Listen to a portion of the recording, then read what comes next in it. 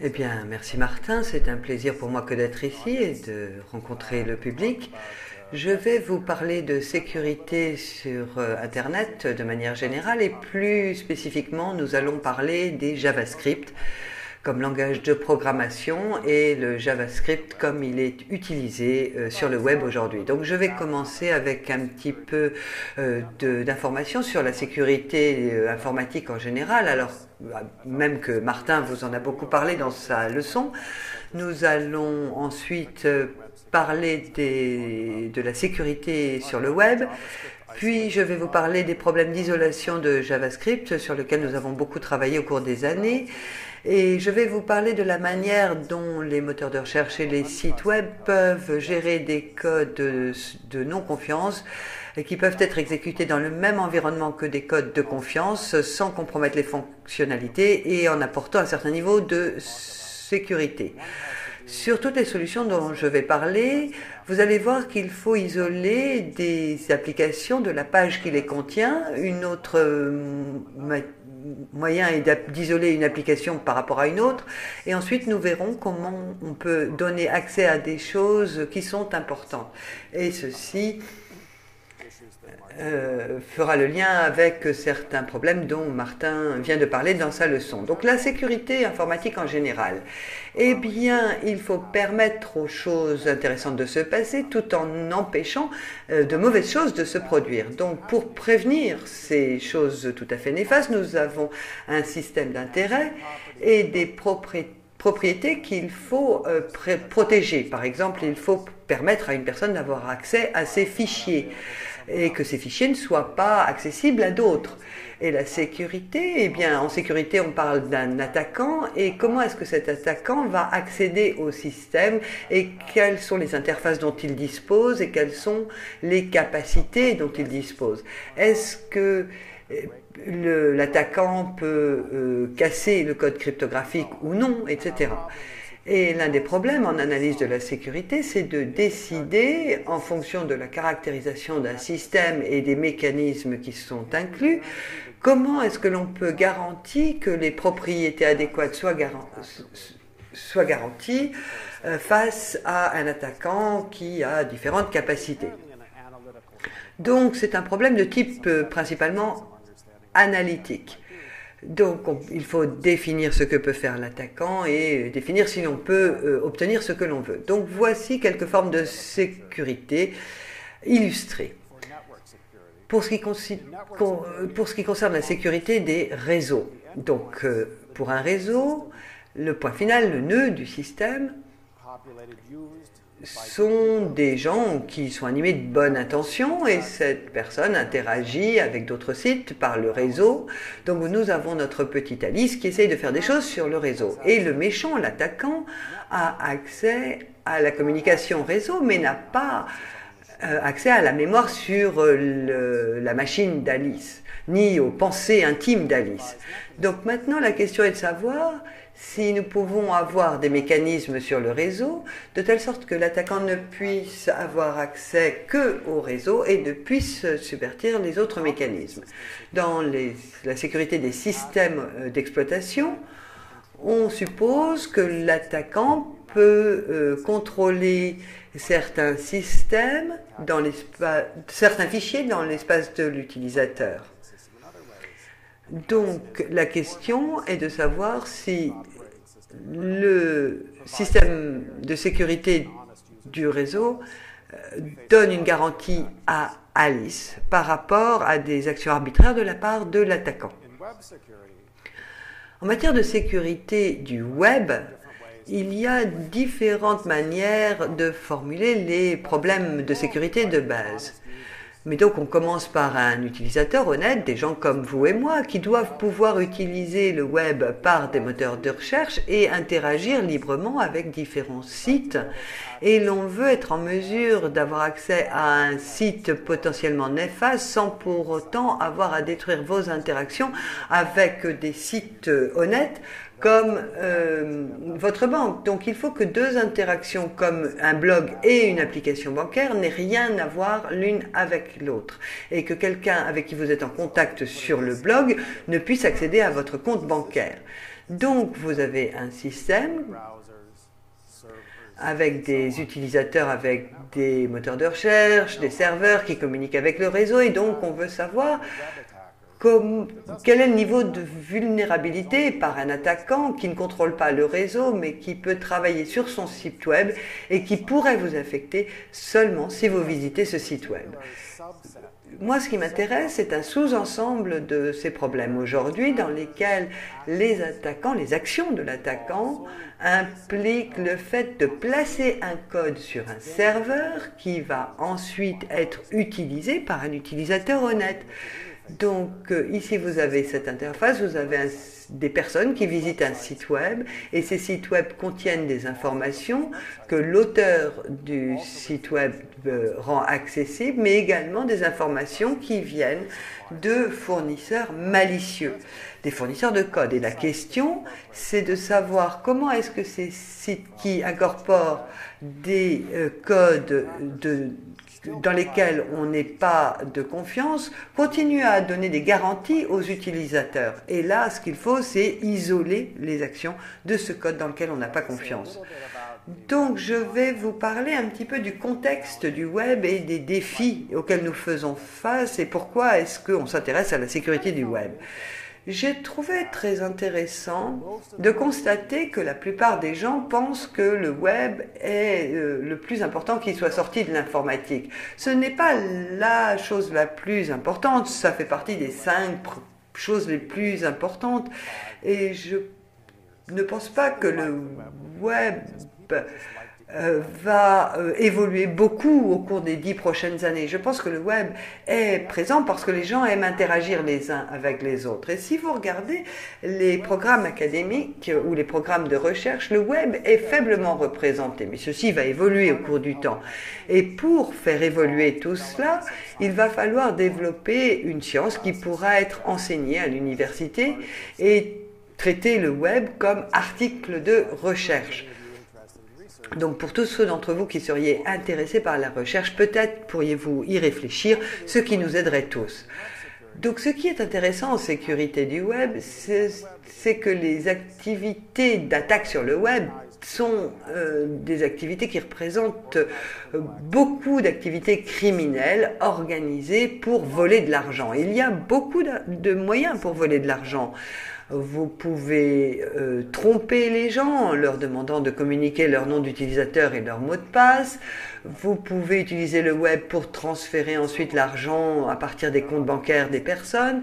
Mais il y a plein d'autres manières. Par exemple, on peut manipuler des actions qui ne sont pas chères et on peut trouver toutes sortes de moyens pour faire de l'argent à partir du web et de manière totalement illégale. Et le gouvernement américain estime que les pertes par an s'élèvent à 3 à 4 milliards de dollars.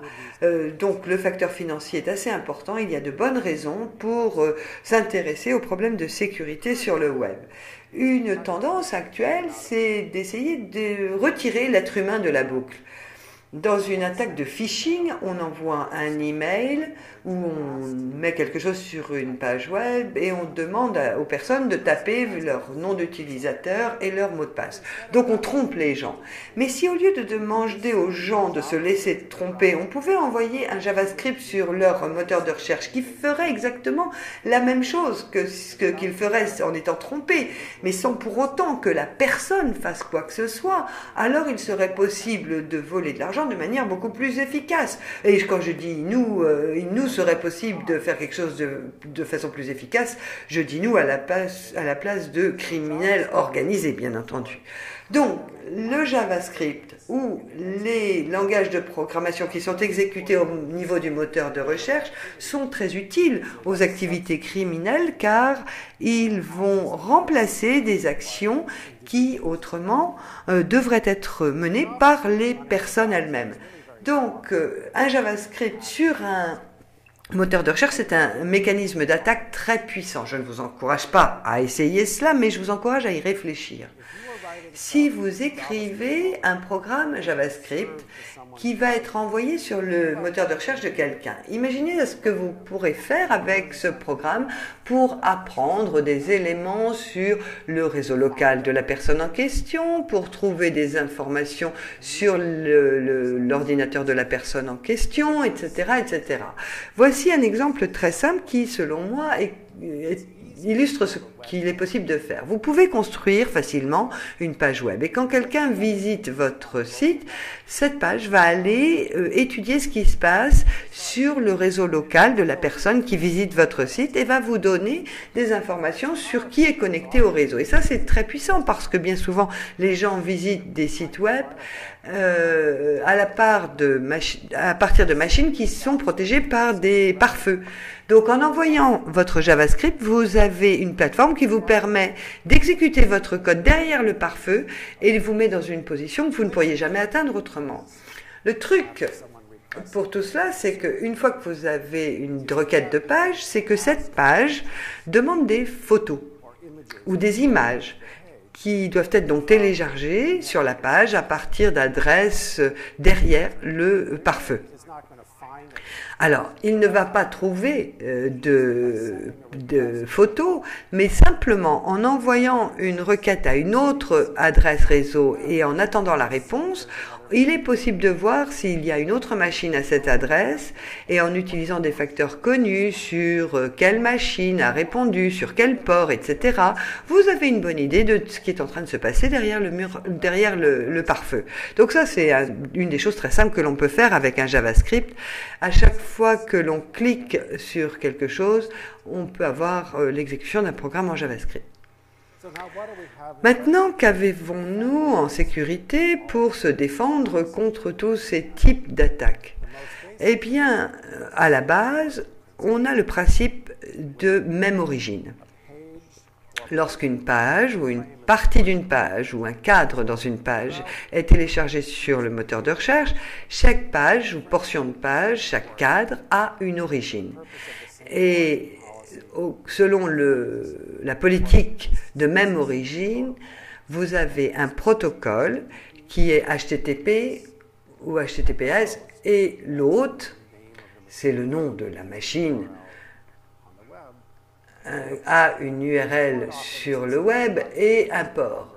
Donc chaque port a un nombre, un numéro auquel il est associé. Souvent c'est le port 80, mais ça peut être n'importe quel autre port pour HTTP ou HTTPS. Donc,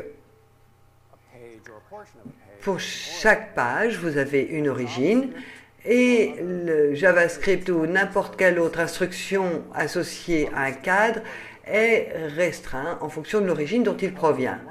Le code pour un cadre peut avoir accès à des données associé à un autre cadre uniquement si cet autre cadre provient de la même origine. Donc ici vous avez B qui est une page et qui contient un cadre de A. Le code de B ne peut pas accéder les données qui sont stockées et associées au cadre A et pas plus l'inverse. Mais le cadre A qui est à l'intérieur du cadre B va pouvoir regarder les données qui ont été entrées dans l'autre cadre qui provient de la même origine.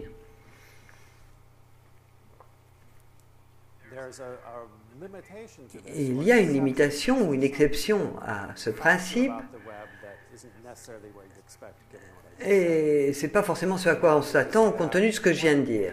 Il s'agit du cas dans lequel une page inclut un code d'un autre site ou d'une autre localisation et qui tourne comme si elle provenait de l'emplacement où il a été téléchargé à l'origine. Voici un exemple. Vous avez une page qui a un indicateur Verizon. Le signe Verizon est téléchargé du site Verizon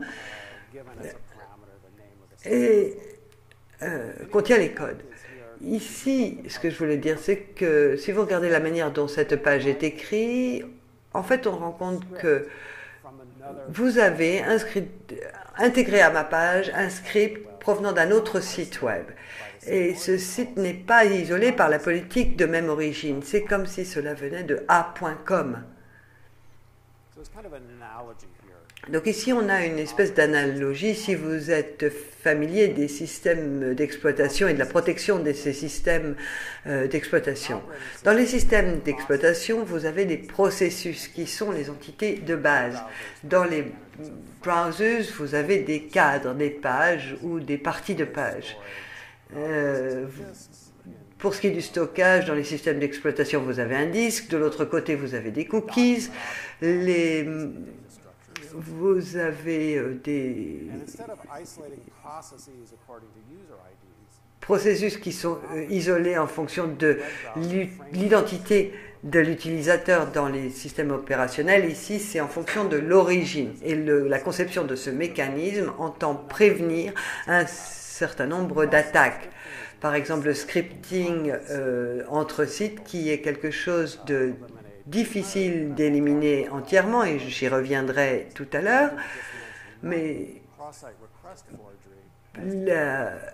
la fraude, ce type de fraude, ce type d'attaque a à voir avec un site qui envoie une demande à un autre site et à cause de l'état des cookies et de la manière dont est géré l'état du browser, de temps en temps, une requête venant d'un site est transmise à un serveur sur un autre site et est confondue comme s'il s'agissait d'une requête légitime. Donc il faut concevoir différents mécanismes pour déjouer ce genre d'attaque. Maintenant, comment est-ce que tout cela est utilisé? Pourquoi est-ce qu'on utilise des cadres? Eh bien, quelquefois, les cadres sont utilisés, quelquefois, ils ne le sont pas. Donc, pourquoi utiliser ces cadres? Pourquoi est-ce qu'on met les choses dans différents systèmes d'exploitation, dans différents endroits? Eh bien, pour séparer les choses. Quand, dans un environnement web, on veut avoir de la place pour isoler les choses de telle sorte qu'on ait un bon niveau de sécurité.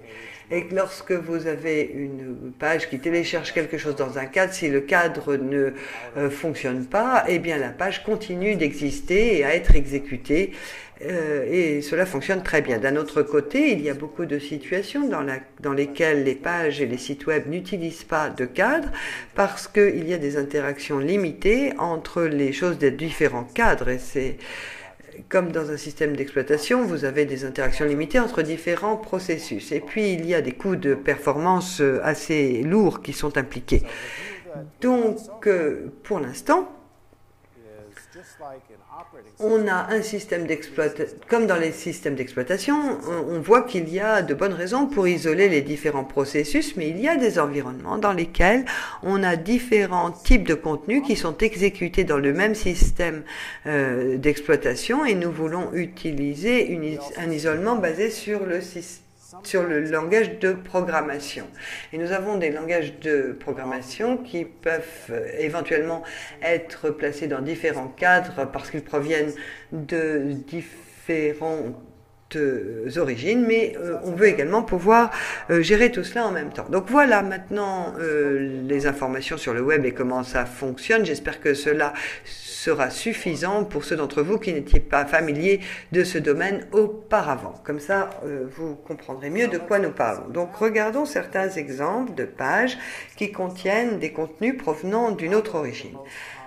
Le setup le plus courant, mais qui reste relativement complexe d'un point de vue technique, est celui de la publicité. La publicité, c'est complexe, mais c'est beaucoup d'argent. Vous avez des pages qui sont produites par un éditeur et cet éditeur a un contrat avec une société de publicité qui va fournir des publicités. Et les publicités sont affichées sur des pages. Et la page ne sait pas ce qui va apparaître. Et tout cela est isolé de la page par un cadre et inclus par un JavaScript.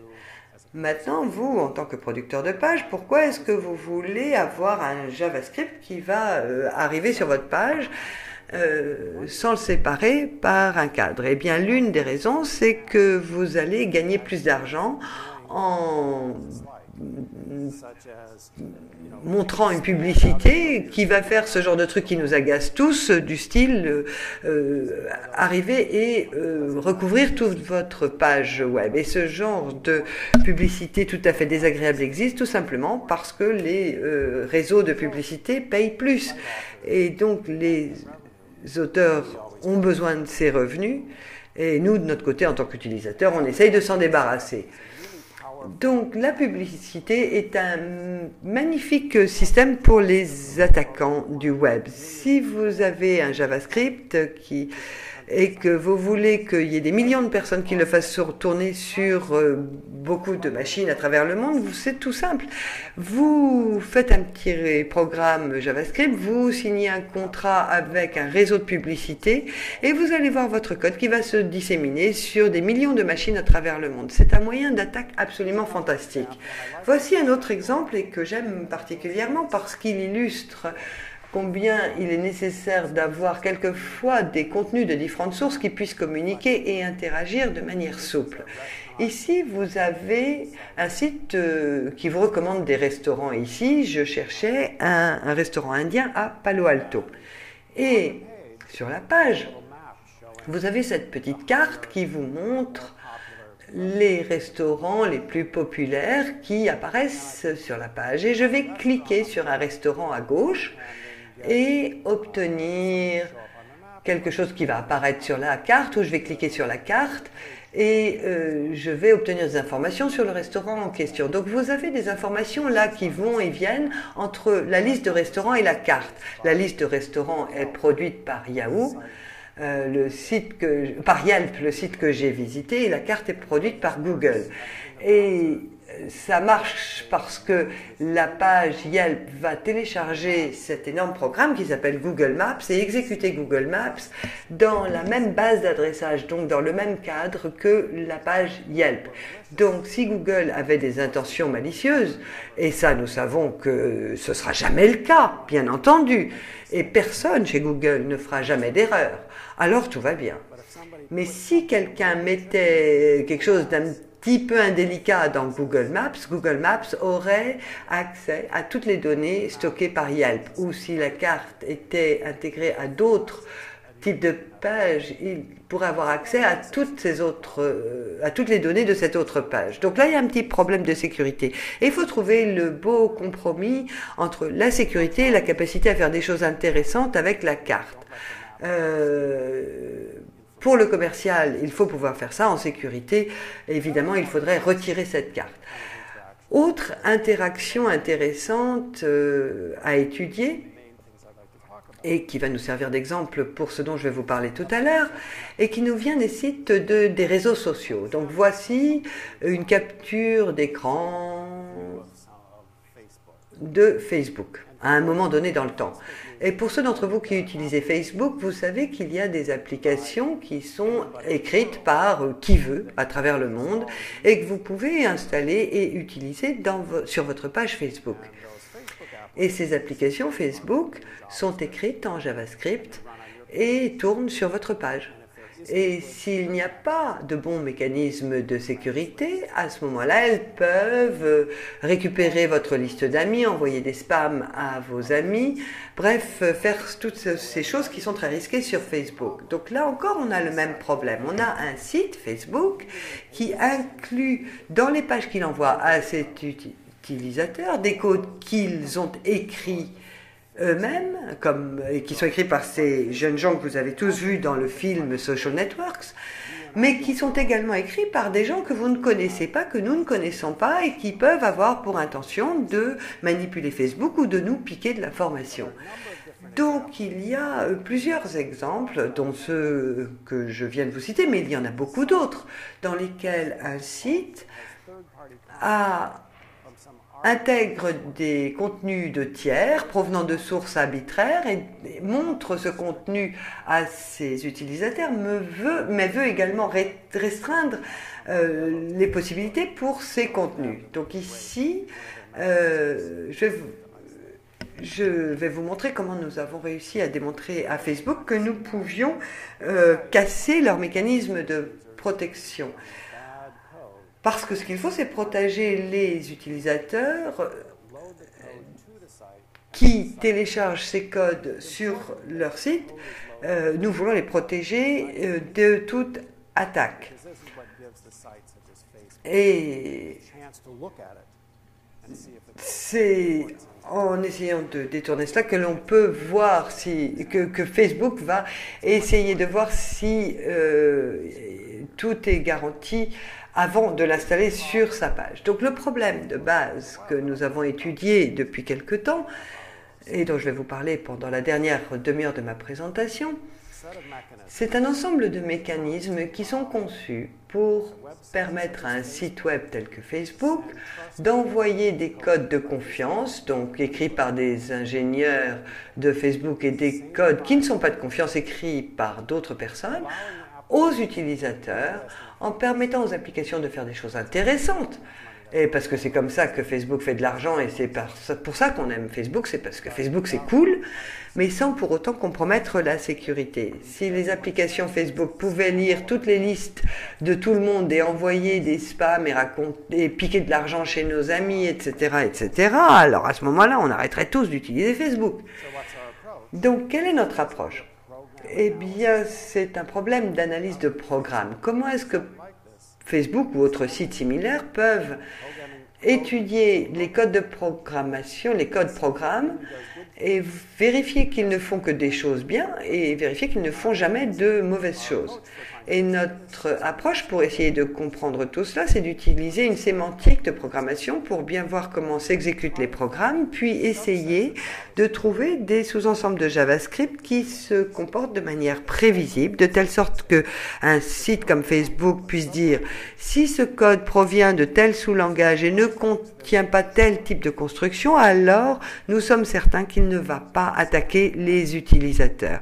Donc vous avez des activités sémantiques, des théorèmes sur les sous-langages et des outils d'analyse de langage que nous avons mis au point pour essayer de résoudre les problèmes. Et voici 3 exemples. L'un, c'est un exemple Facebook, où Facebook utilise FBGS qui est un sous-ensemble de JavaScript. Vous avez le scénario de publicité avec Yahoo, un grand réseau de publicité qui a un préprocesseur qui s'appelle AdSafe qui évalue les JavaScript avant de les envoyer dans la nature pour se vérifier qu'ils ne sont pas dangereux. Et quant à Google, ils ont un projet qui s'appelle Kaja, qui est un pré-traitement des JavaScript et qui les met dans une sandbox et qui isole les JavaScript qui seraient mal intentionnés. Donc voilà, en résumé, sur une seule diapo, les différents projets qui existent. Donc voyons la première version, et je vais sans doute être un peu plus détaillé ici que pour les autres variantes. Nous allons voir comment Facebook ou autres sites similaires protègent leurs données, les informations dont ils disposent sur les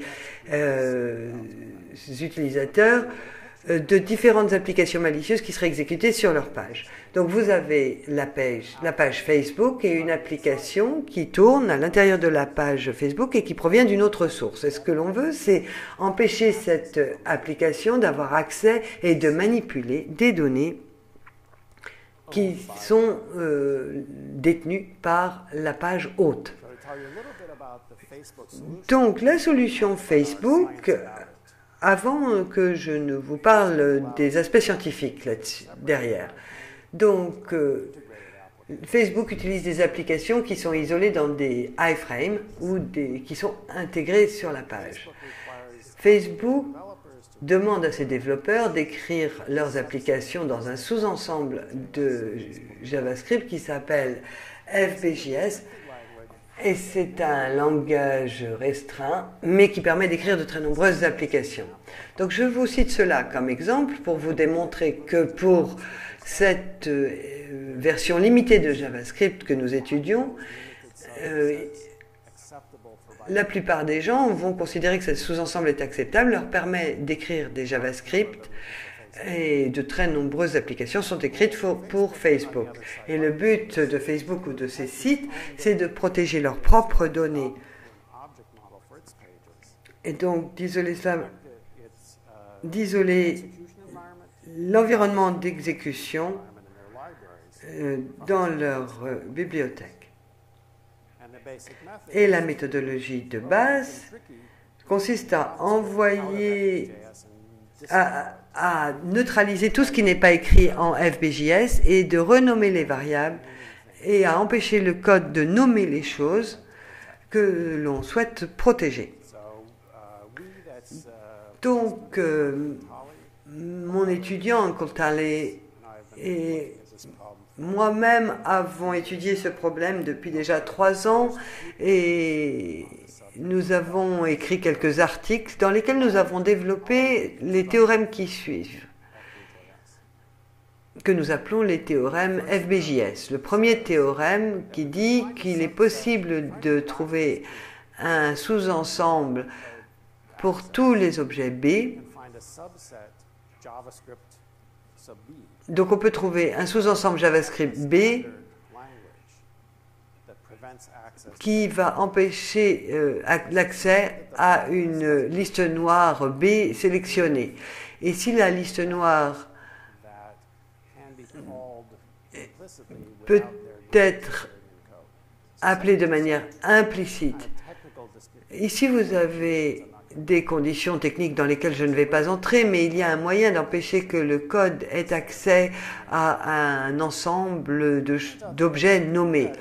Et pour ce faire, il faut être plutôt restrictif. Donc les autres théorèmes permettent un certain niveau de flexibilité avec les sous-langages, de telle sorte qu'on ait quand même un bon niveau de sécurité. Donc, je vais essayer de partager avec vous quelques exemples pour essayer de donner un peu de vie à tout cela. Le théorème numéro 2 dit qu'il est possible d'empêcher un code écrit dans un langage choisi d'avoir accès à l'objet JavaScript qui représente l'ensemble de variables locales. Ça, c'est les théorèmes 2 et 3. Quant au théorème numéro 4, il dit que pour les objets, les choses auxquelles on veut donner accès, mais pour lesquelles on ne veut pas une attaque par un mauvais code, on peut utiliser une technique de wrapping qui va nous permettre d'être moins conservateurs sur l'approche blacklist, liste noire, et permettre diverses fonctionnalités, l'utilisation de diverses fonctionnalités en toute sécurité. Donc avec ces théorèmes, nous avons reconstruit le FBJS de Facebook de manière sécurisée et acceptable, mais en ayant le même niveau de fonctionnalité. Donc c'est une version avérée d'une solution aux problèmes auxquels faisait face Facebook. En fait, nous avons travaillé avec l'équipe sécurité de Facebook et je ne sais pas si s'il y en a parmi vous qui ont essayé, mais quand vous réussissez à déjouer leur sécurité, que vous leur envoyez un email en leur disant « Nous avons réussi à casser votre système de sécurité », en général, on se fait des copains très rapidement. Voici quelques-unes des raisons pour lesquelles JavaScript pose problème. JavaScript contient des objets avec des méthodes qui réfèrent de manière implicite à la structure des objets et elles peuvent être mises à jour de manière dynamique. Chaque objet dans JavaScript a un prototype et le code peut changer le prototype de nos objets et ce faisant changer tous les objets qui héritent de ce prototype. En langage de programmation, vous avez des scopes, c'est là que l'on déclare les variables, et lorsque le programme est lancé, vous avez un scope qui contient toutes les variables pour tous les objets qui entrent et sortent. Cette structure de données est accessible au code. en JavaScript. Donc si vous avez une structure de données qui stocke les données variables et que le code peut y avoir accès, il peut modifier les données variables. Vous avez une fonction eval qui converte les strings en code et les exécute, et vous avez toutes sortes de conversions type implicites qui peuvent être définies par le code. Donc je vais vous donner quelques exemples. Voici une énigme. Le premier code ici a 3 déclarations d'une fonction g. 2 dans un sens et la troisième dans un autre sens. Et on va appeler la fonction g avant qu'il y ait aucune déclaration. Et la valeur de retour de la fonction est la valeur de g avant que g ne soit déclaré. Donc, à votre avis, que se passe-t-il? Vous m'avez suivi là? Il y a 3 possibilités. C'est écrit ici. Hein? Non, vous aviez la solution. Bon, je vous l'ai donnée. Donc, vous avez 3 théories. Et la raison pour laquelle c'est la deuxième théorie, c'est à cause de la façon dont les fonctions sont exécutées. Vous avez un premier passage pour étudier toutes les déclarations dans le code et traitement avant le code. Et les 2 premières déclarations sont sous une forme qui leur permet d'être pré-traitées, alors que la troisième forme de déclaration n'est exécutée qu'au moment du runtime, donc n'est pas exécutée avant. Et donc c'est la dernière déclaration. Donc ça, ce n'était qu'un exemple de la raison pour laquelle JavaScript pose problème. Deuxième problème montre les problèmes qu'on a pour isoler.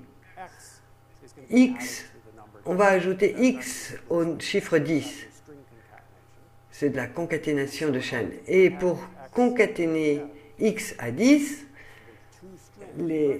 la fonction toString, si l'on convertit cela en typeString, en fonction typeString, à ce moment-là, X plus 10 va utiliser une conversion et va nous donner ce que vous voyez à l'écran. Donc si vous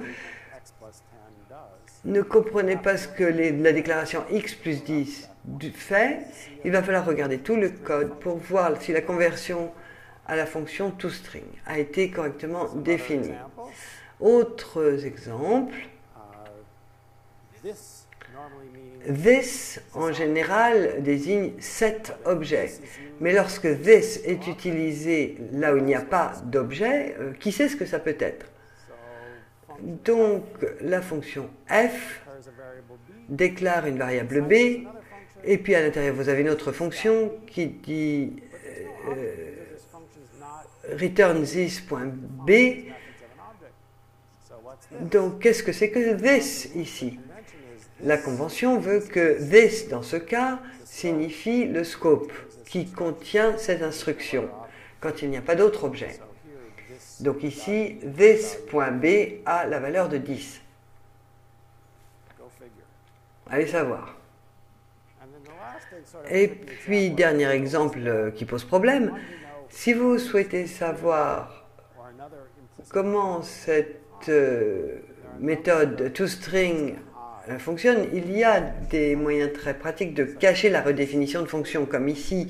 Ici, nous définissons la fonction de conversion toString sur tous les objets en changeant le prototype. Donc cela change la fonction pour tous les objets qui autrement auraient une définition. Et quand toString n'apparaît pas, parce que la manière dont on nomme cela, c'est par un système qui permet de concaténer 2 parties pour construire la fonction toString. Donc voilà comment les codes en JavaScript peuvent soit créer la panique, soit être très amusants en fonction du problème que vous étudiez. Pour prendre un peu de recul, on va voir ce qu'est la structure. En langage de programmation, vous avez de la modularité et de la séparation pour la mise en œuvre de différents morceaux de code grâce à des noms et un scope variables. En JavaScript, les variables locales ne sont pas véritablement locales. Donc, en JavaScript traditionnel, tel qu'il a été standardisé par le comité ECMA, ne permet pas de supporter la modularité. Et ça, c'est à la racine de la plupart des problèmes. Donc, qu'est-ce que nous avons fait? Eh bien, nous avons défini les sémantiques d'exploitation de JavaScript. J'ai de la chance de travailler avec des étudiants qui sont très courageux. Donc, après avoir écrit qui ont écrit 80 pages de code ASCII de définition de cette sémantique. Et puis, vous avez également une autre sémantique qui ont été mises au point. Bon, ici, les bases pour isoler les JavaScript. Je vais aller très très vite là, mais on a différentes manières pour voir tout ce qui se passe au niveau de l'approche JavaScript. Et on peut regarder tout cela en se disant très bien, comment est-ce que l'on peut empêcher que certaines choses se produisent? Eh bien, il fallait reconcevoir le langage. Donc ici, un exemple de vulnérabilité que nous avons constaté sur le mécanisme de sécurité de Facebook, simplement pour vous montrer le type de problèmes qui peuvent se poser. Donc, expression 1, entre crochets expression, entre parenthèses, entre crochets expression 2, 1, et si E2 n'est pas un chiffre, on peut penser que E2 est un objet avec différentes propriétés. Bref, E2 doit être converti en script. Et l'on veut s'assurer que E2 n'est pas quelque chose de dangereux pour que nous ayons une restriction sur l'ensemble de valeurs. Et donc, Facebook fait un runtime, une vérification runtime pour vérifier que E2 n'est pas un nom blacklisté avant toute chose. Et nous avons essayé de voir comment on pouvait vérifier la valeur d'un argument et nous essayons de vérifier que tout fonctionne. Et on s'est dit, bon, si ça ne fonctionne pas, c'est que peut-être il y a un problème. Donc on va essayer tout cela sur Facebook. Et on s'est rendu compte qu'ils avaient fait la même erreur et nous avons pu mettre à mal leur mécanisme de sécurité en se basant de nos ratés. Et le problème de base ici a à voir avec leur code dans lequel les premiers contrôles où vous avez une valeur qui a une valeur raisonnable et qui passe l'expression raisonnable dans l'interpréteur de JavaScript où il est ensuite évalué. Donc ça, on peut le déjouer en écrivant une expression qui dit que la première fois qu'il y a une évaluation, vous avez une string qui n'est pas dangereuse, mais la deuxième fois que vous passez, vous avez quelque chose de dangereux. Donc ici, votre attaque vous envoie une petite fenêtre qui dit « Ça y est, on vous a cassé la sécurité ». Ça, on l'a envoyé aux ingénieurs de Facebook qui nous ont rappelé et qui nous ont dit « Vous pouvez garder ça sous le coude pendant une semaine, voire 3 semaines. Je pense qu'on sait comment patcher ça, mais bon, il va nous falloir un petit peu de temps. » Et c'est comme ça qu'on se fait les meilleurs amis du monde. En fait, à chaque fois que j'ai appelé Facebook et que je suis allé chez Facebook, je me suis rendu compte que la moitié des personnes étaient des gens qui avaient étudié à Stanford. Donc c'est la raison pour laquelle on s'entend très très bien en fait. Parce que c'est des gens qui ont étudié chez nous. Mais qui n'ont pas réussi leurs examens d'ailleurs. C'est pour ça qu'on réussit à les déjouer à chaque fois. Non, je blague. Bon, comment on redéfinit cet index de vérification de valeur? C'est très simple. Vous utilisez toute une chaîne de valeurs et de blacklist et vous vérifiez un argument et vous vérifiez si quand il est converti en chaîne, il est sur la liste ou non.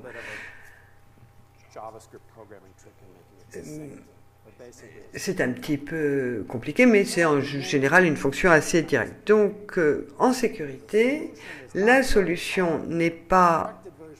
La version corrigée est rarement très éloignée de la première version qui contenait un bug, mais il faut beaucoup travailler pour identifier quelle fonction, quel caractère doit être modifié. Nous avons également différents moyens d'emballer tout cela, de wrapper tout cela. On peut avoir différents contrôles sur les arguments de retour et qui peuvent être codés. Et cela nous donne une flexibilité suffisamment raisonnable. Donc pour résumer, on peut passer en revue et prouver les fonctionnalités des techniques qui nous ont permis de reconcevoir un nouveau JavaScript pour Facebook qui est suffisamment sûr et suffisamment flexible et adaptable. Mais nous avons découvert qu'il y avait d'autres problèmes. Donc je n'ai plus beaucoup de temps pour vous parler de tous ces problèmes, mais le problème de la publicité est différent et ne se résout pas par les mêmes techniques. Autre problème, encore différent, et pas résolu par le langage FBJS, c'est le problème pour isoler deux applications et de prouver que les applications ne peuvent pas accéder à votre liste d'amis. On s'est dit, ça va fonctionner parce que deux applications provenant de deux sources différentes doivent être isolées l'une de l'autre. Eh bien, il se trouve que nous...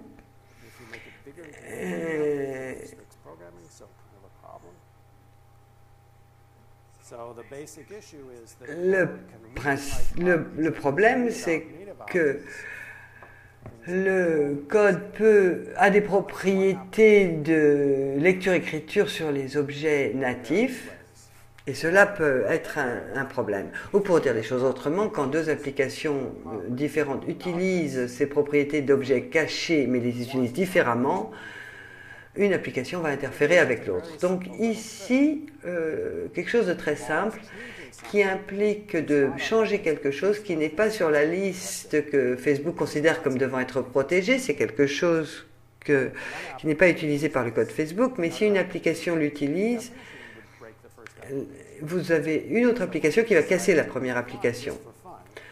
Donc, il fallait redéfinir une application de fonction. Voici le code qui permet de changer la manière dont une fonction appelle. Et cela permet de changer la façon dont fonctionne l'application. Et ça, c'est très très puissant pour toutes les applications qui tournent comme cela. Maintenant, comment résoudre ce type de problème? Eh bien, la meilleure approche que nous connaissions, qui est également l'approche adoptée par le groupe Caja de chez Google, c'est de fonctionner avec des systèmes de protection basés sur les capacités, qui sont une idée très traditionnelle dans les systèmes d'exploitation. L'idée ici, c'est que l'on prend les capacités comme étant la capacité d'adresser ou de faire référence à un objet. Et vous construisez votre langage pour que le code ait accès à un objet, et ensuite cela permet de restreindre les actions du code en ne transférant pas les capacités lorsque l'on veut que le code n'ait pas accès à certains objets. Alors, l'histoire est un petit peu compliquée, mais il y a beaucoup de communautés qui ont travaillé sur ces capacités pour les objets et nous avons été en mesure d'extraire de cela certaines idées sur l'isolement et nous avons pu extraire des capacités d'isolement prouvées. Il faut comprendre toute la méthodologie autour du modèle objet et cela me rappelle un petit peu les idées que l'on avait à propos de la Californie dans les années 60. Mais il y a une idée technique là-dedans qui est tout à fait utilisable et sans doute d'autres idées techniques que nous n'avons pas encore identifiées. Mais à partir de l'idée des capacités, l'on peut prouver une sorte de sécurité qui va permettre de limiter l'accès aux objets et une forme de sécurité des capacités qui implique une sécurité de l'autorité qui implique l'isolement. Et donc on a automatiquement une limitation des interactions. Ça, c'était un article qui a été publié l'année dernière. Maintenant, nous avons également travaillé sur l'accès à médiation, ou l'accès médié. Donc, supposons que je puisse empêcher une application d'avoir accès à tout ce qui est structure de données ou fonction fournie par Facebook. Eh bien, les applications fournies par les utilisateurs n'ont pas accès aux librairies de code écrites par Facebook. Donc, au lieu d'avoir un isolement complet, on commence par l'isolement, puis on autorise un certain niveau de communication. Et c'est un problème général en matière de sécurité. De toute façon, on veut isoler les choses, mais tout le monde n'est pas toujours intéressé par tous les codes, etc. Donc on n'a pas besoin que ce soit complètement isolé, parce que la communication, ça peut être très bien également. Donc ce qu'il faut, c'est voir quels sont les mécanismes qui permettent à un morceau de code de donner accès à un autre morceau de code. Et l'une des choses importantes, c'est qu'il ne donne accès qu'aux choses souhaitées et ne donne pas accès à tous les autres objets par inadvertance. Comment construire des moniteurs qui ne peuvent être bypassés par JavaScript? Et ici, je voulais simplement vous dire que nous avons fait des progrès. Quand je dis nous, c'est le monde entier a fait des progrès par rapport à JavaScript. Quand nous avons commencé ces travaux, nous travaillions avec ECMAScript version 3. Depuis cette époque, le comité ECMA, qui règle le JavaScript, a commencé à travailler sur la sécurité et nous avons beaucoup travaillé avec ce comité. D'ailleurs, je fais partie de ce comité.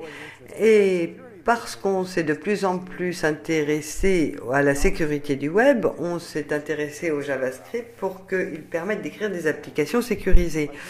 Et comme de nombreux comités, le comité n'a pas réussi à se mettre d'accord sur un ECMAScript version 4. Donc il n'y a pas de version 4. On est passé de la version 3 à la version 5 directement.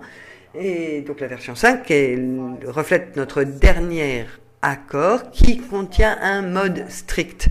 Et ce strict mode, ou ce mode strict, impose, pour dire les choses simplement, impose par le changement de la sémantique du code le même type de restriction que ce dont je vous ai parlé quand je vous parlais du pré-traitement du FBJS. Donc c'est un sous-langage de JavaScript qui peut être comparé à la version restreinte dont je vous ai parlé tout à l'heure, mais qui a un langage distinct avec différentes exécutions. Donc, au lieu d'avoir de nouveaux instruments, on a la mise en œuvre de ce mode strict mode pour que les choses néfastes ne puissent se produire.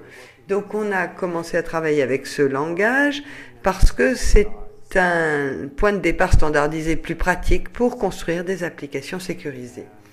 Et dans les choses sur lesquelles nous avons travaillé très récemment, nous avons travaillé sur un sous-langage restreint qui est analogue au langage Facebook FBJS, mais qui omet certaines caractéristiques de redéfinition très complexes qui s'appellent des setters et des getters. Ensuite, on peut prouver les propriétés de langage de base. Et pour ceux d'entre vous qui ont étudié le sémantique du langage de programmation, vous allez vous dire que c'est la base pour un langage. Par exemple, si vous déclarez une variable locale avec un nombre comme x et vous l'utilisez dans le programme, vous devez être en mesure de renommer, changer x en y, et le programme va faire la même chose. Cela n'est pas possible avec ECMAScript version 3 ou avec les JavaScript tels qu'ils sont implémentés sur la plupart des moteurs de recherche, mais à partir de ce sous-ensemble de langage, c'est possible. Et ce qu'il fallait, c'était prouver les propriétés du langage sur lesquelles nous étions tombés d'accord et prouver que c'était une version stricte et sécurisée. Autre donnée de base. Vous savez que les données ont une structure en arborescence. Et pour définir, il faut qu'une variable dans un scope puisse avoir accès à d'autres variables dans un autre scope. Cela semble relativement évident, mais compliqué avec JavaScript. Donc, une fois qu'on a ces deux éléments dans un sous-langage, on peut développer, par exemple, un outil d'analyse du code automatisé qui va nous permettre de dire si tel ou tel code restreint l'accès de manière sécurisée. Donc c'est un outil de test de confinement en quelque sorte qui va vérifier s'il y a moyen de contourner la sécurité. Et si c'est le cas, si notre outil nous dit oui, si notre outil nous dit que la sécurité est garantie. Nous avons fait tourner ce code sur la bibliothèque AdSafe de Yahoo, qui contient beaucoup de choses écrites par Yahoo. Et même si tout cela a fait l'objet de plusieurs études, nous avons identifié un problème que nous avons pu exploiter et nous avons pu revenir et améliorer l'outil. Donc, tout cela permet d'avoir des développements JavaScript sécurisés. Il est possible de sandboxer des applications. Il est possible d'avoir des outils automatisés de test lorsque l'on construit un moniteur de référence pour donner à un code un accès limité à un autre. Et on voit si la sécurité est compromise ou pas. Donc on est en train de faire des progrès pour développer des applications sécurisées dans ce grand langage très fascinant qu'est le JavaScript. Un langage que j'aime beaucoup d'ailleurs. Je pense que je n'ai pas le temps de vous parler d'autres travaux plus larges qui permettent d'étudier la sécurité sur le web dans un cadre plus large. Donc je vais simplement vous passer très rapidement mes diapositives pour arriver à ma conclusion. Je pense que le point le plus simple que je voulais vous dire, c'est que le web présente beaucoup de problèmes très sympas à étudier. Et si vous voulez travailler sur le web et que vous êtes prêt à ne pas aller dormir tout de suite, il y a des choses très intéressantes à faire, notamment quand vous faites tourner une application sur le web, vous téléchargez votre code à chaque moment que vous allez sur une page web. Donc c'est un environnement très très flexible, mais qui ne pose pas les mêmes problèmes de compatibilité arrière que vous avez avec des applications qui sont achetées sur des CD ou des DVD comme nous en avions par le passé. Vous avez également des groupes de standardisation comme le comité ECMA qui travaille sur le JavaScript, mais vous avez également un groupe sur le standard HTTP ou HTML et qui sont prêts à faire évoluer les choses à partir du moment où il y a de meilleures idées qui émergent. Donc aujourd'hui, les groupes de standardisation sont beaucoup plus prêts à prendre les nouvelles idées pour faire évoluer les plateformes. Donc si vous avez de bonnes idées, il est facile de les faire déployer. Et je pense que c'est un domaine très intéressant, non seulement parce que c'est important et intéressant, mais aussi parce que les choses évoluent très rapidement et qu'il est possible d'y faire des choses. Tout en sachant qu'il y a des versions, on a maintenant une version stricte de JavaScript. Donc maintenant, tout le monde est content. Je n'ai pas pu aller trop dans les détails, mais sachez que nous avons maintenant des méthodologies qui permettent le confinement, mais il reste encore beaucoup d'autres problèmes de sécurité sur le web. Et si vous êtes intéressé par la recherche dans ce domaine, eh bien, il y reste encore beaucoup à faire pour nous tous. Voilà, j'ai terminé ma présentation, je m'arrête maintenant et si vous avez des questions, je serai ravie d'y répondre. Merci.